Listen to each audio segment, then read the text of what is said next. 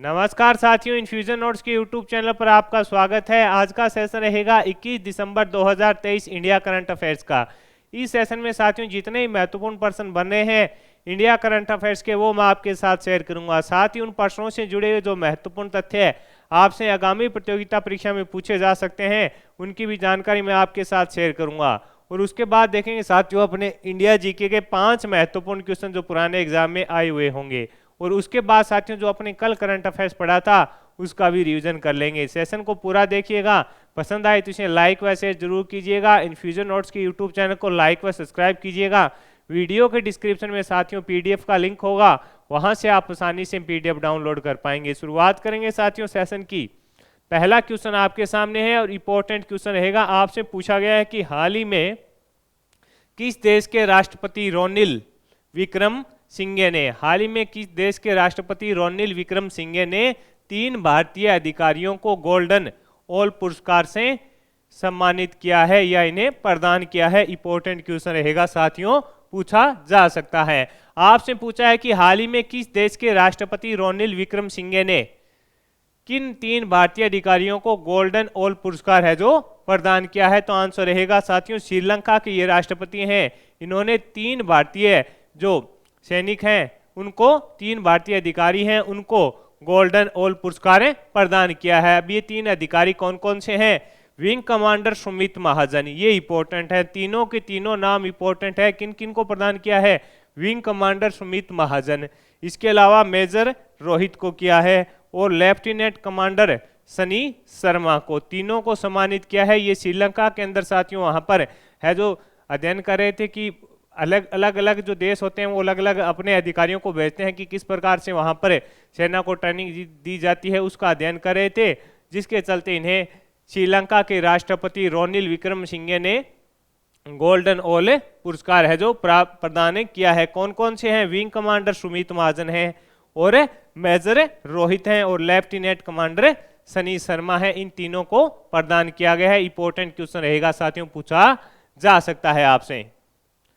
आगे बढ़ेंगे साथियों, अगले क्वेश्चन पर बात करेंगे। अगला क्वेश्चन आपसे पूछा है कि हाल ही में द वीक हंसा रिसर्च, हाल ही के अंदर द वीक हंसा रिसर्च 2023 द्वारा best multi specialist hospital emerging श्रेणी में शीर्ष स्थान किसको मिला है? इंपॉर्टेंट क्वेश्चन है साथियों। एक द वीक हंसा रिसर्च 2023 की एक रिपोर्ट आई है, उसके आधार पर आपसे पूछा है कि best multi specialist hospital emerging श्रेणी के अंदर शीर्ष पर कौन सा हॉस्पिटल रहा है? तो आंसर रहेगा एस्टर मेडिसिटी को। कौन सा रहा है? एस्टर मेडिसिटी है वो इसके अंदर शीर्ष स्थान पर रहा है। कहां पर है? ये केरल के कोची में स्थित है। कहां पर स्थित है? केरल के कोची के अंदर स्थित है। जो ये रैंकिंग जारी की है इसका आधार ये है कि वहां पर किस प्रकार की सुविधाएं प्रदान की जाती है और किस प्रकार से वहां पर सेवाएं व सुविधा है जो प्रदान की जाती है। इसके अंदर साथियों एस्टर मेडिसिटी है, केरल के कोची के अंदर स्थित है, वो शीर्ष स्थान पर रहा है। किसकी रिपोर्ट है? द वीक हंसा रिसर्च 2023 के अनुसार बेस्ट मल्टी स्पेशलिस्ट हॉस्पिटल की इमर्जिंग श्रेणी में शीर्ष स्थान पर कौन रहा? तो आपका आंसर होना चाहिए एस्टर मेडिसिटी को है जो शीर्ष स्थान मिला है। ये केरल के कोची के अंदर स्थित है। आगे बढ़ेंगे, अगले क्वेश्चन पर बात करेंगे साथियों। अगला क्वेश्चन आपसे पूछा है कि हाल ही में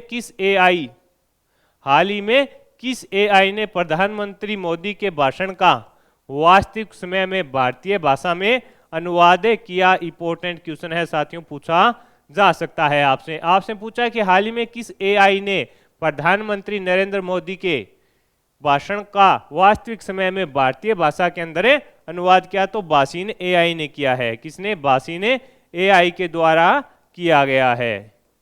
बासिन एआई के अंदर किया गया। वाराणसी में काशी तमिल संगम के उद्घाटन में मोदी जी ने जो भाषण दिया था साथियों, उसका इन्होंने अनुवाद किया था। किसने? बासिन एआई के माध्यम से। आपसे पूछा है किस एआई ने प्रधानमंत्री नरेंद्र मोदी के भाषण का वास्तविक समय में भारतीय भाषा के अंदर अनुवाद किया? तो आंसर रहेगा बासिन एआई ने किया है।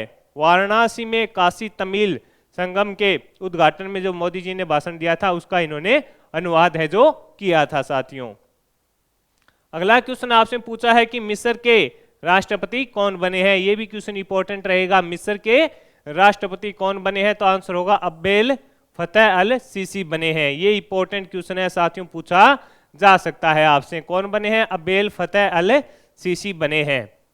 ये तीसरी बार राष्ट्रपति बने हैं। देखिए ये तीसरी बार है जो राष्ट्रपति बने हैं, और इनको चुनाव में 89.6% वोट प्राप्त हुए थे साथियों। ये देख लो, अभी जो मतदान हुआ था 11 या 12 दिसंबर को बताया जा रहा है मतदान हुआ था, उसके अंदर इनको 89.6% वोट हासिल हुए थे।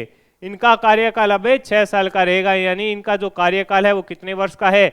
6 वर्ष का। और पहली बार साथियों ये 2014 के अंदर बने थे। कब बने थे? 2014 के अंदर बने थे। यानी मिस्र के राष्ट्रपति कौन बने हैं? तो आंसर होगा अब्देल फतेह अल सीसी बने हैं। इंपॉर्टेंट क्वेश्चन है साथियों, पूछा जा सकता है आपसे।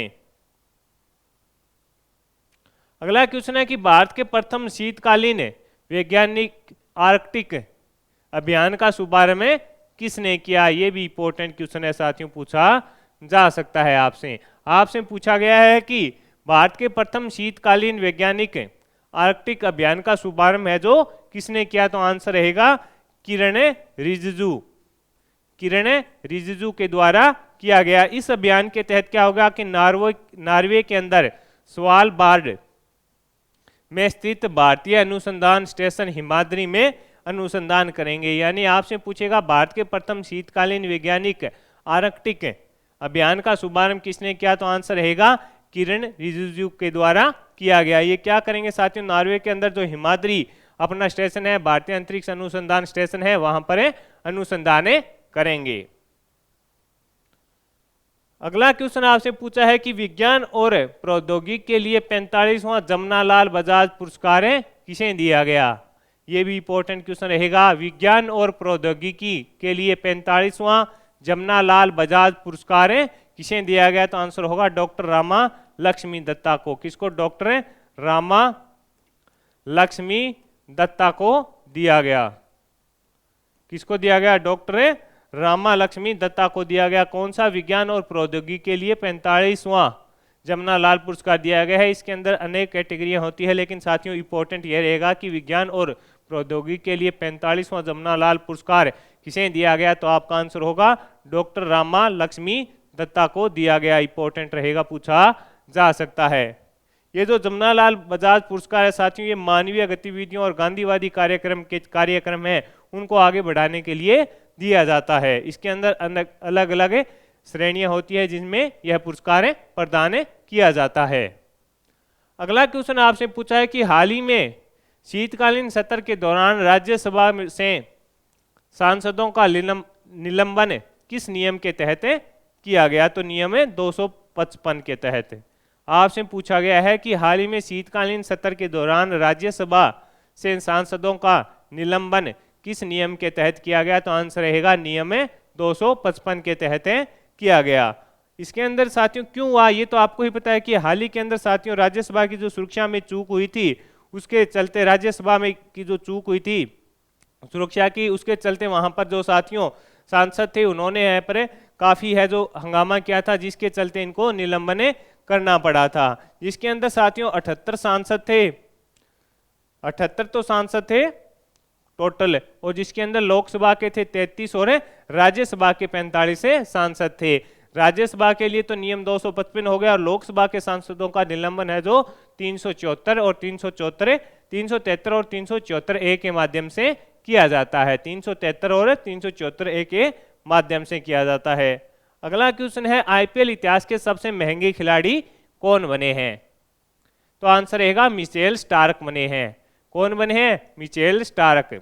ऑस्ट्रेलिया के तेज गेंदबाज हैं। इनको साथियों कोलकाता नाइट राइडर्स ने 24.75 करोड़ रुपए में खरीदा है। ये भी अपने को पता होना चाहिए कितने में खरीदा है। 24.75 करोड़ रुपए के अंदर कोलकाता नाइट राइडर्स ने इनको खरीदा है। ये आईपीएल इतिहास के सबसे महंगे खिलाड़ी बने हैं मिचेल स्टार्क। और पैट कमिंस हैं, उनको सनराइज हैदराबाद ने 20.50 करोड़ में खरीदा है। इसके अलावा भारतीय खिलाड़ियों में सबसे महंगे कौन बिके थे? हर्षल पटेल बिके थे। 11.75 करोड़ में इनको पंजाब ने खरीदा था। ये भी इंपॉर्टेंट है। हर्षल पटेल वाला साथियों पूछा जा सकता है कि भारतीय खिलाड़ी जो इस सीजन सबसे महंगे बिके हैं, आंसर रहेगा हर्षल पटेल 11.75 करोड़।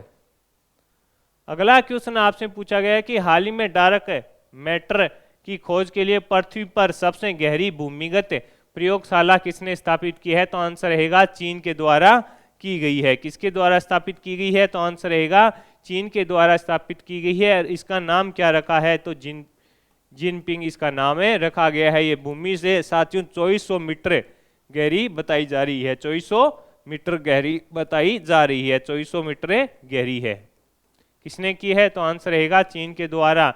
एक ये तत्व होता है डार्क मैटर, इसकी खोज के लिए यह है साथियों जो प्रयोगशाला स्थापित की गई है। अगला क्वेश्चन है कि हाल ही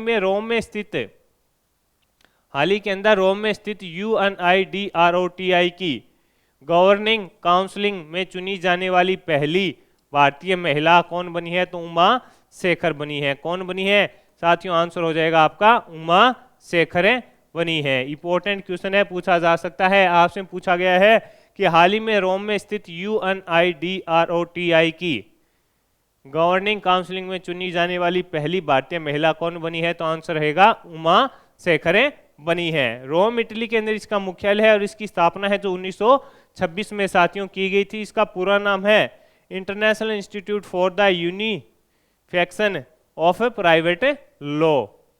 ये साथियों महत्वपूर्ण क्वेश्चन हो गए अपने इंडिया करंट अफेयर्स के। अब अपने साथियों देखेंगे इंडिया जीके के 5 महत्वपूर्ण क्वेश्चन जो पुराने एग्जाम में आए हुए होंगे। शुरुआत करेंगे। पहला क्वेश्चन आपसे पूछा है भारतीय संविधान के किस अनुच्छेद में लोक नियोजन में अवसर की समता का अधिकार है? आपसे पूछा है कि भारतीय संविधान के किस अनुच्छेद के अंदर लोक नियोजन में अवसर की समता का अधिकार है? तो आंसर रहेगा अनुच्छेद 16 का। आंसर क्या रहेगा? अनुच्छेद 16 के अंदर ये अधिकार प्राप्त है। अगला क्वेश्चन है उपाधियों का अंत किस मौलिक अधिकार का हिस्सा है? तो आंसर रहेगा समता का अधिकार का है। यानी उपाधियों का अंत किस मौलिक अधिकार का हिस्सा है? तो समता का अधिकार है उसका है। अगला क्वेश्चन आपसे पूछा है भारतीय संविधान का अनुच्छेद 15 फर्स्ट आपसे पूछा है भारतीय संविधान का अनुच्छेद 15 फर्स्ट राज्य को अपने नागरिकों के साथ कुछ निश्चित आधारों पर विविध को प्रतिषेध करता है। इनमें से कौन सा आधार सम्मिलित नहीं है? तो आंसर रहेगा भाषा का नहीं है। अगला क्वेश्चन है भारत के संविधान के अनुच्छेद 16(2) में किस शब्द का उल्लेख नहीं है? तो आंसर रहेगा योग्यता का नहीं है। आपसे पूछा है भारत के संविधान के अनुच्छेद 16(2) में किस शब्द का उल्लेख नहीं है? तो आंसर रहेगा योग्यता का उल्लेख साथियों इसके अंदर नहीं है। इंपॉर्टेंट रहेगा, पूछा जा सकता है आपसे।